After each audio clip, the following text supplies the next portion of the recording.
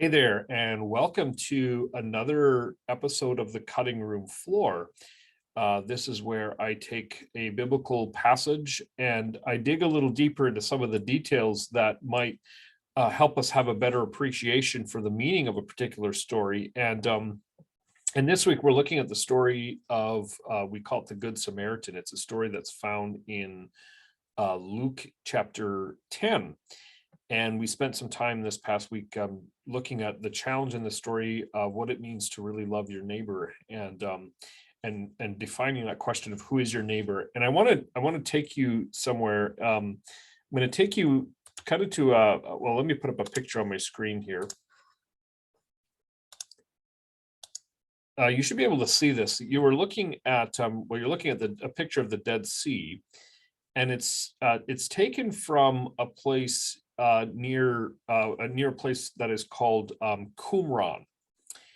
And Qumran was a place not too far outside of Jerusalem, and it's still there. You can still visit it today. It was a place where, well, actually, there's a couple of things that are important. One of the things is that this is where the Dead Sea Scrolls were discovered in about 1946, 1947, somewhere, maybe it's a little later. Anyways, right around that time. And the Dead Sea Scrolls were early manuscripts that have helped us to better study the Bible and better, compare the manuscripts that we've had today. And so they were a major historical discovery and archaeological discovery. But the reason I'm putting this picture up here is because it was a gathering place for a group of people who were known as the Essenes. And the Essenes were really like your religious purists. They were people who really wanted to ensure that all of their lives were pure and holy and devoted to God. And so in order to maintain that sort of that purity, what they did is they separated from out of their culture, and they really isolated themselves and lived together in a very carefully and strictly regulated religious community. Now, what is important about this is that I'm going to pull this picture down now.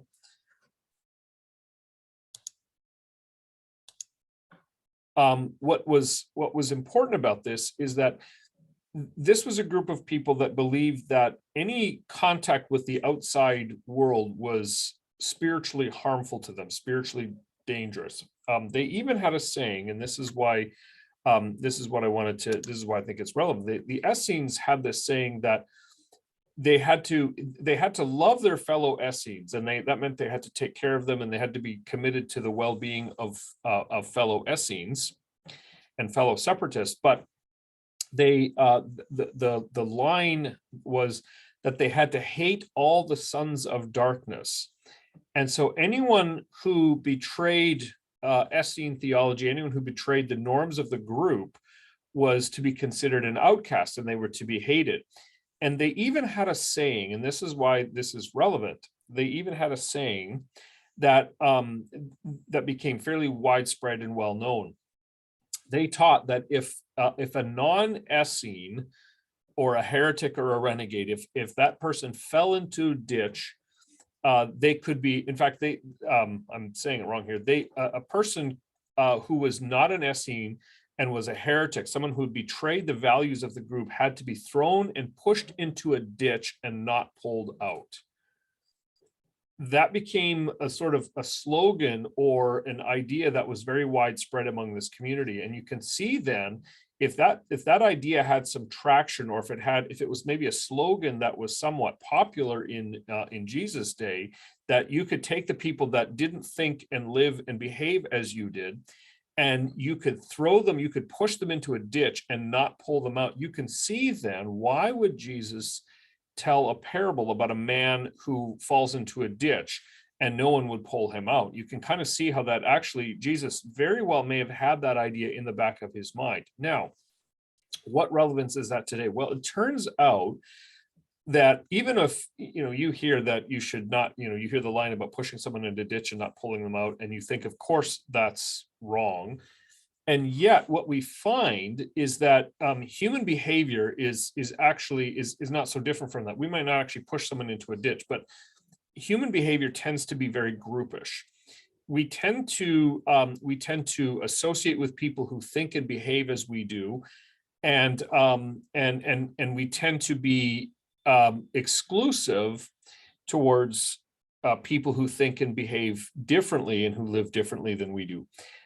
Jonathan Haidt is a sociologist. He's done all kinds of research. He's, by the way, he's not a believer. He's not a Christian. He's not working out of a Christian worldview, but he's done some fascinating research in one of his books called The Righteous Mind. And in that book, he kind of examines what is it that motivates us to behave as we do. And one of the things that he found is that we tend to work with and adhere to people who are most similar to us. So in other words, human behavior is motivated by this desire to cohese with other people, but people who are similar to us. And so we're looking for opportunities to kind of form these networks and these relationships to people who share similar beliefs and similar backgrounds. And he compares us to, in that way, to like bees who work together to protect the hive. He says that's really how we behave. But what he goes on to point out, and what he goes on to show, is that research and studies have shown that what we do is we associate with people who share the same moral matrix as us. So in other words, it's not just about cultural backgrounds, it's not just about ethnicity, but we actually we most naturally love the people who are similar to us in terms of our moral behaviors.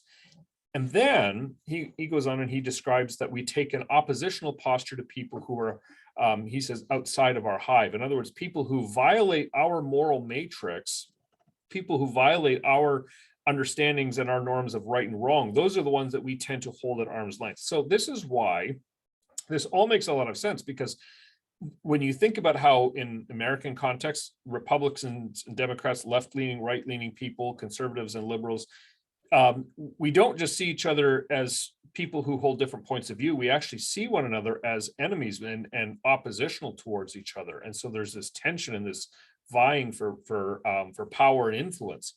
Or, even social issues like the LGBTQ questions and issues concerning that, or abortion, whatever it might be. Because we look at the other person as someone who is a threat and a violation of our moral matrix, we tend to stand opposed to them.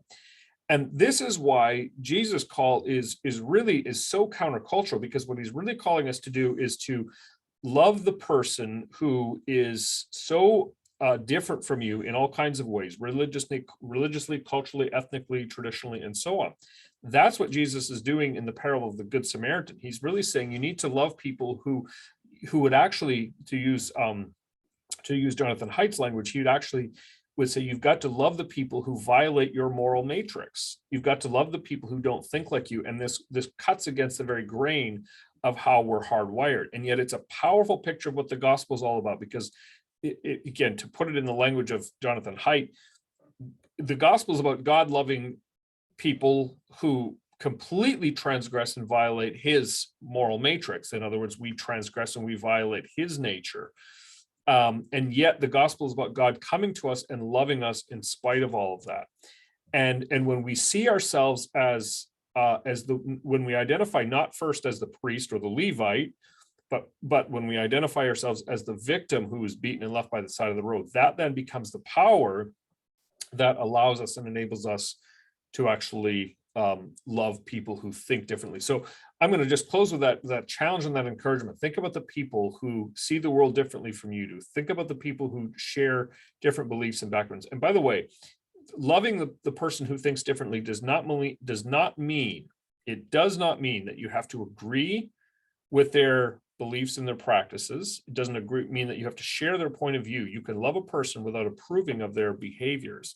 This is a challenge for us. Our culture has told us that if you love someone, you have to approve of what they do. Not the case. In fact, there will be times that you have to love people that you don't even like very much. But that's what love is a commitment to that person's good and to that person's flourishing, even if they see the world differently from you. So thanks for watching. Don't forget to subscribe and follow the videos, follow us, follow me here, and we'll see you next time. Thanks for watching.